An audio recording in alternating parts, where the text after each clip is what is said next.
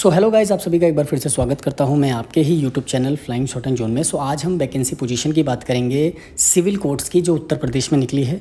अलग अलग जो सिविल कोर्ट्स हैं उत्तर प्रदेश में, उनकी वैकेंसीज जैसे बिहार की तर्ज पर दिया गया था, बिहार में किया गया था, उसी तरीके से। मैं वीडियो में आगे बढ़ूँ उससे पहले मैं एक चीज़ और बताना चाहता हूँ कि वैकेंसी जो है वो आपकी बहुत अच्छी खासी है, और अगर आप स्टेनोग्राफी लाइन में हैं तो आपके लिए इससे बड़ी अपॉर्चुनिटी कोई हो ही नहीं सकती, अगर आप स्पेशली उत्तर प्रदेश से हैं तो भी, और अगर नहीं है उसके बावजूद भी। तो चलिए बात करते हैं। आखिर पोस्ट का नाम है स्टेनोग्राफर ग्रेड 3। इसमें जो आपका ये जो एडवर्टीज़मेंट है वो कल की डेट में रिलीज़ हो चुका है, और आपका जो ऑनलाइन एप्लीकेशन है वो 30 अक्टूबर से 13 नवंबर के बीच में कराया जाएगा। ठीक है, आप फ़ी 14 नवंबर तक दे सकते हैं, और ऑनलाइन मोड ही आपका जो है वो एप्लीकेबल है। 1000 रुपये आपको देने पड़ेंगे एप्लीकेशन फ़ीस, अगर आप किसी रिजर्व कैटेगरी से नहीं है तो, यूआर हैं, ईडब्ल्यूएस हैं या ओबीसी हैं, और अगर आप एससी एसटी यूपी के हैं तो आपको 800 रुपये देने होंगे इन पोस्टों के लिए। आप बाद में करेक्शन भी कर सकते हैं, अगर आपसे कोई डिटेल्स गलत चली गई हैं तो आप इसमें करेक्शन भी कर सकते हैं बाद में। वो है 15 से 16 के बीच में, यानी 15 और 16 दोनों में। तो चलिए सबसे पहले हम इसमें ये जान लेते हैं कि आखिर इसमें एसेंशियल क्वालिफ़िकेशन क्या है, क्योंकि बहुत टिपिकल चीज़ें हैं जो इसमें रखी गई है, और मुझे लगता है कि उत्तर प्रदेश के छात्रों को ध्यान में रखते हुए ये जो एडवर्टीज़मेंट है वो रखा गया है एसेंशियल क्वालिफ़िकेशन का। तो देखिए 1186 टोटल वैकेंसी है, 1186, जिसमें इंग्लिश और हिंदी दोनों हैं। ठीक है, जिसमें 881 आपकी हिंदी स्टेनोग्राफ़र के लिए है, और 305 जो है वो आपकी इंग्लिश स्टेनोग्राफ़र के लिए। अगर मैं ग्रेड पे की बात करूं तो 2800 ग्रेड पे रखा गया है। ठीक है, ग्रेड पे के हिसाब से अगर मैं कोर्ट के कंपैरिजन में वर्क देखूं तो उसके हिसाब से थोड़ा सा ग्रेड पे ये कम है। तो चलिए, हिंदी स्टेनोग्राफ़र के लिए जो है आपका ग्रेजुएशन होना तो अनिवार्य है। इसके साथ साथ आपको डिप्लोमा या सर्टिफिकेट स्टेनोग्राफी लाइन में होनी चाहिए 80 वर्ड्स पर मिनट में। ठीक है, 30 वर्ड्स पर मिनट में आपकी जो है टाइपिंग होनी चाहिए हिंदी में, और उसके साथ साथ CCC का जो सर्टिफिकेट है, जो NIELIT हर मंथ के साइकिल में कराता है। ठीक है, ये भी आपके पास होना चाहिए। अगर आपके पास ये नहीं है तो आप इसके लिए एलिजिबल नहीं है, सीधी सी बात है।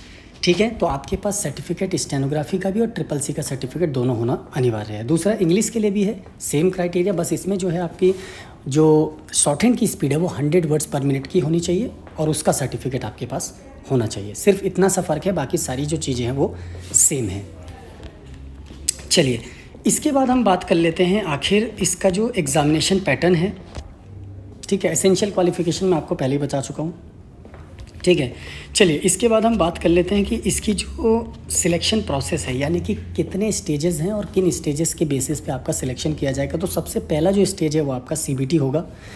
ठीक है, OMR शीट पर होगा, ऑफलाइन पेपर है, ऑनलाइन नहीं है। ठीक है, सीधी सी बात। 100 नंबर का पेपर होगा आपका, जिसमें आपके 4 सेक्शन होंगे, और 100 क्वेश्चंस इसमें टोटल करे जाएंगे, यानी कि 4 सेक्शन है तो 4 इक्वली डिवाइडेड हो सकते हैं। हिंदी, इंग्लिश, जनरल स्टडीज़ और मैथमेटिक्स। पहली चीज़ मैं आपको ये बता दूं कि इसमें नेगेटिव मार्किंग नहीं है, यानी कि आपको 100 में से 100 अटैम्प्ट आप कर सकते हैं, नेगेटिव मार्किंग इसमें नहीं है। तो 100 मार्क्स का आपका पेपर होगा, 4 सेक्शन है इसमें। इसके बाद जो इसमें कट ऑफ जो रखी जाएगी कमीशन के द्वारा, NTA के द्वारा, ठीक है, उसके आधार पर आपका टाइपिंग टेस्ट लिया जाएगा। अगर आप हिंदी से देते हैं तो आपका हिंदी की जो टाइपिंग टेस्ट है वो 25 वर्ड्स पर मिनट की। अगर आप इंग्लिश में अप्लाई करते हैं, इंग्लिश में देते हैं, तो इंग्लिश के लिए आपकी 30 वर्ड्स पर मिनट की टाइपिंग होनी चाहिए कंप्यूटर पे।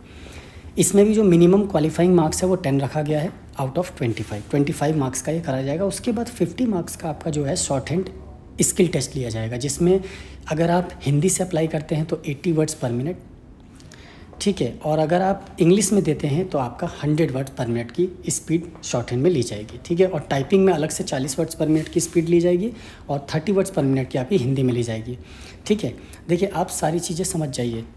सारी चीज़ें ये हैं कि जब आपका प्रॉपर टाइपिंग टेस्ट होगा शॉर्ट हैंड टेस्ट से पहले, तो उसमें आपका हिंदी में 25 और इंग्लिश में 30 वर्ड्स की टाइपिंग टेस्ट ली जाएगी। लेकिन जब आपका पार्ट बी यानी कि सेकंड स्टेज होगा स्टेनोग्राफी का, तो उस केस में आपकी हिंदी की स्टेनोग्राफी 80 वर्ड्स के साथ साथ 30 वर्ड्स पर मिनट की टाइपिंग ली जाएगी। इसी के साथ साथ 100 वर्ड्स पर मिनट की जब आपकी इंग्लिश की शॉर्ट हैंड होगी तो 40 वर्ड्स पर मिनट की टाइपिंग आपके कंप्यूटर में ली जाएगी। ठीक है, ये 50 मार्क्स का होगा, तो टोटल जो आपके मार्क्स हो गए वो तकरीबन 200 हो गए। ठीक है, तो ऐसे जो है ये है आपका जो पूरा सिलेबस है जिसके बेसिस पे आपका जो सिलेक्शन लिया जाएगा, ठीक है। और जितने भी स्टेजेस हैं, स्टेज 1, स्टेज 2 और स्टेज 2 में जो 2 पार्ट ए और बी, इन दोनों के बेसिस पे ही जो आपका मिनिमम क्वालिफाइंग मार्क्स है जो कमीशन फिक्स करेगा, यानी कि आपका सिलेक्शन लिया जाएगा। सो गाइज़, अगर ये वीडियो इन्फॉर्मेशन आपको अच्छी लगी हो तो लाइक और शेयर ज़रूर कर देना। अगर आप चैनल पे नए हैं, चैनल को सब्सक्राइब करना ना भूलें। Thank you so much.